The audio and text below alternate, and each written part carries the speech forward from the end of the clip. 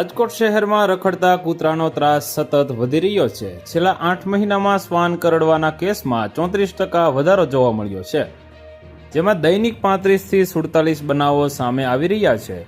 આરોગ્ય વિભાગના અહેવાલ મુજબ 8 મહિનામાં 11,292 લોકો શ્વાનના કરડવાનો ભોગ બન્યા છે, જેમાંથી 4,228 લોકોને મનપા અને સિવિલ હોસ્પિટલમાં મફત ઇન્જેક્શન આપવામાં આવ્યા છે। કૂતરાના વ્યંધીકરણ અને રસીકરણ માટે મનપા દર મહિને 8 લાખનો ખર્ચ કરે છે, પરંતુ આ તોતિંગ ખર્ચ છતાં કૂતરાની સંખ્યામાં કોઈ ઘટાડો થયો નથી। આ સ્થિતિથી શહેરના નાગરિકોમાં ભયનો માહોલ છે અને તેઓ મનપા પાસે કડક પગલાંની માંગ કરી રહ્યા છે।